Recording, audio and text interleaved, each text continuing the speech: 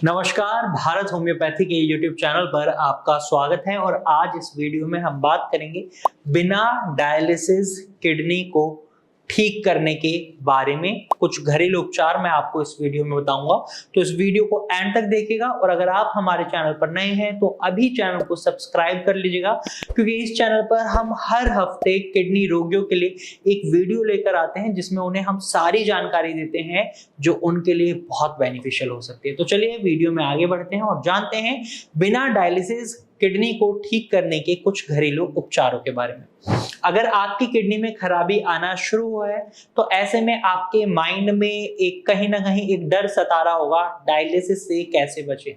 तो अगर अभी डायलिसिस होना शुरू नहीं हुआ है तो ऐसे में आप अपनी किडनी को डायलिसिस से बचा सकते हैं। आपके शरीर के अंदर एक डायलिसिस मशीन ऑलरेडी काम कर रही है जिसे हम किडनी कहते हैं। बेसिकली डायलिसिस क्या करता है, आपकी किडनी का काम करता है। वहीं अगर आपको डायलिसिस से बचे रहना है तो यानी आपको अपनी किडनी को बचाए रखना है।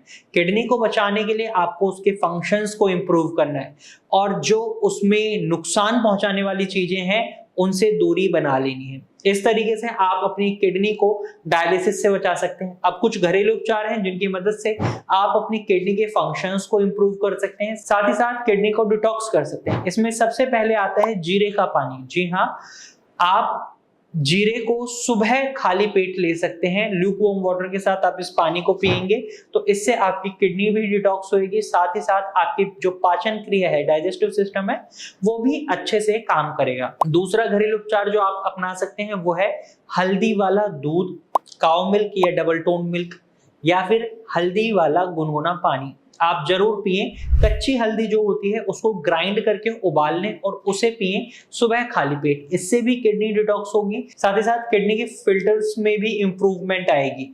रीजन है इसके अंदर आपको एंटी इंफ्लेमेटरी प्रॉपर्टीज मिलती हैं, एंटीऑक्सीडेंट्स मिलते हैं जो आपकी किडनी के फंक्शंस को इंप्रूव करने में आपकी मदद करते हैं। एंड नंबर थर्ड, आप तुलसी के पत्तों को पानी में उबाल कर पी सकते हैं या फिर इसको पीस कर भी आप खा सकते हैं।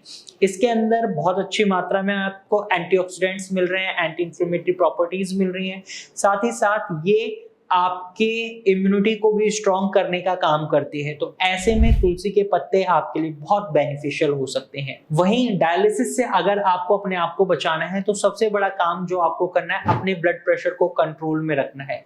ब्लड प्रेशर जब कंट्रोल में रहेगा तो उसके लिए आपको लो सोडियम डाइट पर जाना होता है।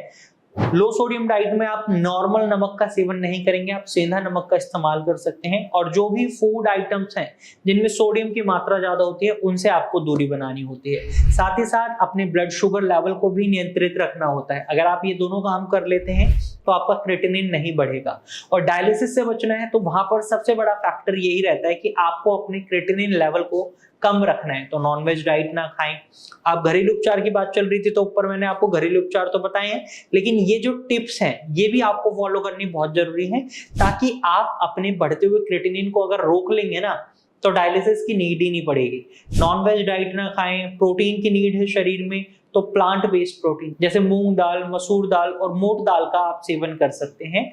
इससे आपके शरीर में प्रोटीन की भी मात्रा फुलफिल हो जाती है। वहीं आप अजवाइन का पानी भी पी सकते हैं। अजवाइन के पानी पीने से आपका पेट भी साफ होता है, किडनी भी डिटॉक्स होती है, साथ ही साथ किडनी के फंक्शंस भी इंप्रूव होते हैं। इसके साथ साथ जो घरेलू उपचार आप अपना सकते हैं वो है आपका डेली बेसिस पर योगा या एक्सरसाइज करना। अगर आप डेली बेसिस पर योगा और एक्सरसाइज करते हैं तो इससे भी आप अपनी किडनी के फंक्शंस को इंप्रूव कर सकते हैं, शरीर की एक्टिविटी को बनाए रख सकते हैं और इन तरीकों से आप अपने आप को डायलिसिस से बचाए रख सकते हैं। अगर आपको भी डर लगता है कि आपको डायलिसिस ना करवाना पड़ जाए तो उसके लिए आप इन टिप्स को फॉलो कर सकते हैं।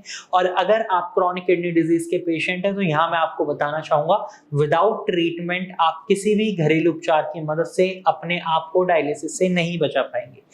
सुनने में अजीब लग रहा होगा लेकिन ये एक्चुअल कंडीशन है। किडनी की समस्या बहुत धीरे धीरे डेवलप होती है, बहुत लंबा समय लग जाता है, लोगों को पता ही नहीं चलता ये समस्या कब बन जाती है।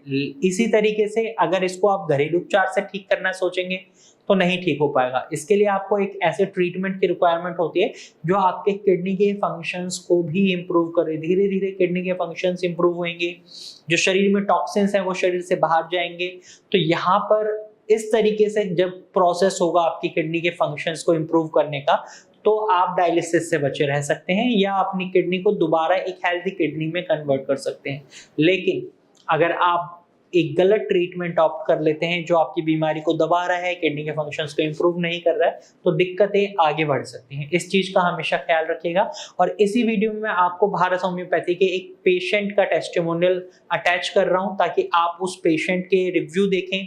भारत होम्योपैथी से ट्रीटमेंट लेने के बाद उन्होंने भारत होम्योपैथी के डॉक्टर्स को क्या कहा है और दूसरे पेशेंट को वो क्या एडवाइस कर रहे हैं। तो चलिए देखते हैं भारत होम्योपैथी के पेशेंट ने आपके लिए क्या बोला है। नमस्कार, मैं डॉक्टर कंचन सिंह भारत होम्योपैथी में आप सभी का स्वागत करती हूँ। आज मैं आपको एक और अपने किडनी पेशेंट से मिलाने जा रही हूँ जिनका नाम चतुर्भुज है। आज वो किडनी से सफ़र कर रहे थे। जब वो हमारे पास आए तो उनका जो क्रेटिनिन का लेवल था वो 10 के करीब था, 10.20, और ब्लड यूरिया 186 और BUN 86.80 था।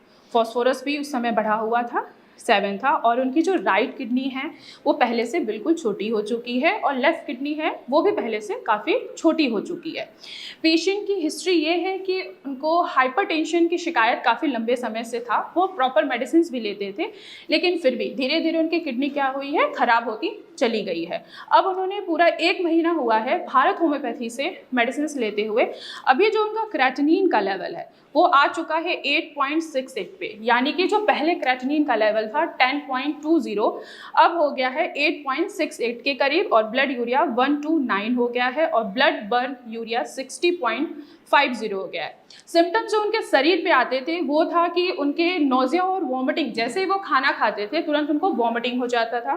साथ ही साथ कमज़ोरी भी बहुत ज़्यादा फील होती थी इनको। वेट भी काफ़ी डाउन हो गया था, यानी कि वेट भी काफ़ी लूज हो चुका था। घबराहट और बेचैनी बहुत बनी रहती थी, खासकर जब वो रात में सोते थे, और पेट में बहुत भारीपन महसूस होता था। आज वो पूरे 1 महीने का ट्रीटमेंट लिया है, लेवल्स भी उनके काफ़ी हद तक कम आ गए हैं और जितने भी सिम्टम्स थे उनके शरीर में वो आज पूरी तरीके से ठीक हो चुका है। तो आइए जानते हैं कि चतुर्भुज जी का भारत होम्योपैथी में कैसा सफ़र रहा। नमस्कार। नमस्कार। कैसे हैं आप अभी?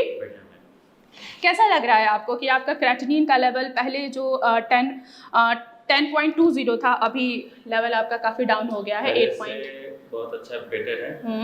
पहले 10.2 था, मेरा 8.2 है। कुछ इम्प्रूवमेंट हुआ है। ओके। और जो सिम्टम्स आप महसूस करते थे, जैसे आपने मुझे फर्स्ट टाइम जब विजिट किया था मेरे पास, आपने बताया था कि नोजिया और वॉमिटिंग होती थी। जैसे कुछ खाते थे, इवन कि कुछ भी खाते थे आपको तुरंत वॉमिट हो जाता था हर 3 दिन बाद। तो अभी क्या ऐसे कोई सिम्टम्स नजर आ रहा है? सिम्टम्स नहीं, इस समय बिल्कुल सिम्टम्स बिल्कुल ओके है। और घबराहट बेचैनी भी महसूस होती थी, पेट में भारीपन, वो सारी चीज़ें ठीक हैं? बिल्कुल सही है, बिल्कुल प्रॉब्लम नहीं है। तो आप मुझे बताइए कैसा लग रहा है कि 1 महीने में आपका 2.5 पॉइंट कम हो गया है? जब तक पूरा नहीं चला तब तक अच्छा नहीं लगेगा, लेकिन अभी कुछ है, कुछ इम्प्रूवमेंट हुआ है तो बेटर है। अच्छा लग रहा है कि एटलीस्ट आपका 2 पॉइंट समथिंग जो लेवल से वो नीचे आया है। ओके। तो हमारे पास ट्रीटमेंट लेने से पहले आप कहाँ ट्रीटमेंट लिए हैं और डॉक्टर्स ने क्या क्या कहा है आपको? फर्स्ट टाइम मैंने अमृता, कब मेरे को पता चला तो मैं अमृता हॉस्पिटल गया। वहाँ से मैंने 1 वीक तक ले ट्रीटमेंट करवाया। बहुत मेरे को कॉस्टली लगा। उसके बाद मैं ऑलमोस्ट दिल्ली के सभी सरकारी जितने हॉस्पिटल हैं मैं वहाँ पे गए। अच्छा। लेकिन वहाँ पे मेरे को सेटिस्फाई नहीं हुआ। सब कोई एनालिसिस डायलिसिस करने के लिए बोल रहे और किडनी ट्रांसप्लांट के लिए बोल रहे थे। सब लोग आपको डायलिसिस और किडनी ट्रांसप्लांट करने के लिए बोल रहे थे। ओके। तो आपको भारत होम्योपैथी के बारे में कैसे पता लगा? मैंने अपने रिलेटिव थे उनको बताया, उन्होंने मेरे को व्हाट्सएप के थ्रू भारत होम्योपैथी का नंबर दिया। मैंने इनसे बात किया, अपॉइंटमेंट लेके फिर मैं यहाँ पे आया। उसके बाद आपने रिजल्ट देखा? ओके। देखिए आपका 2.5 पॉइंट कम हुआ है, आपको डायलिसिस की तरफ और ट्रांसप्लांट की तरफ बिल्कुल नहीं जाओगे। ठीक है। कैसा लग रहा है? आप मेरे बाकी जो किडनी पेशेंट हैं जो सफ़र कर रहे हैं उनको लगता है सिर्फ डायलिसिस और ट्रांसप्लांट ही एक जरिया उनके ठीक होने का, तो आप क्या कहना चाहेंगे? मैं उन लोग से ये कहना चाहूँगा कि वो लोग भारत होम्योपैथी का है और एक बार मैडम से या सर से जो भी हो उनसे एक बार मीट करें। ओके। ट्रीटमेंट के दौरान हमने आपको डाइट भी कुछ दिया था, गाइडलाइंस दिए थे फॉलो करने के लिए, क्या वो चीज़ें फॉलो हो रही थी? फॉलो हो रही है, 100% तो नहीं हो रही, लेकिन कोशिश ट्राई 80% 70% ट्राई करते हैं। 100% देखिए आपने डाइट भी फॉलो किया है, आपके लेवल्स भी काफ़ी हद तक कम हुए हैं। अब आपको डाइट जो है और भी अच्छे तरीके से फॉलो करना है। जो जो चीज़ें मैं अभी आपको बता रही हूँ, दोबारा से वो चीज़ें आपको गाइडलाइंस फॉलो करनी है हमारी, ठीक है।